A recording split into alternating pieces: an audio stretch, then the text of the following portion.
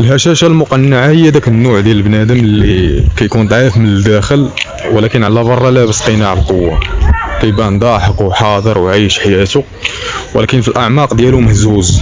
ماشي حيتاش فاشل، ولكن حيتاش تعود يطاكي حاجه بحاجه اخرى. فاش كتكون هش من الداخل وساكت عليها وكتقمع المشاعر ديالك باش تبان قوي، بهاد الطريقه باش كتصدي من الداخل وانت كتقول ماشي مشكل.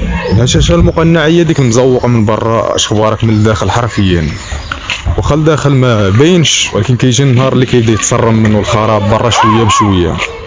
والعكس ديال الهشاشه ماشي هو القسوه ولا اللامبالاه، ولكن هو الصدق. تكون صادق مع راسك وتعترف بالحقيقه واخا تبان لكل شيء عيب.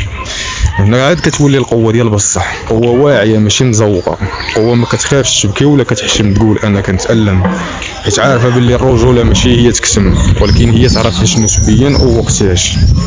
ماشي تعيش دوك المسلسلات الخاويه باش ترضي تصورات الناس. الهشاشه المقنعه بصح كتعلمك تبتسم وسط العاصفه، ولكن ما كتعلمش قلبك كيفاش ينجم من التراكم. كتخليك ديما في الدور ديال القوي الخارق اللي ما كيتاثرش. حتى كتجي اللحظه اللي كتشوف فيها وجهك في المرايه وكتقول شكون انا بصح، كتلقى راسك حتى واحد كيتفرقع من الداخل على والو، ما لاقي لا حضن يرتاح فيه، لا صدر يشكي عليه، لا كلمه تداوي. ولكن ملي كتجمع شتات راسك وكتقرر توقف قدام حقيقتك ولا متذوقه، هنا كتبدا تشافى واخا ببطء، ولكن المهم بشرف.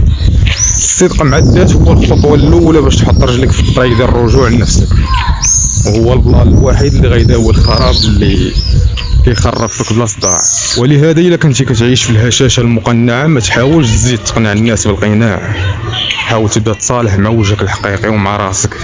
حيت في الاخر القوه الحقيقيه ما كتجيش من كيفاش كتوقف، ولكن كتجي من علاش ما بقاش كيعنيك الوقوع.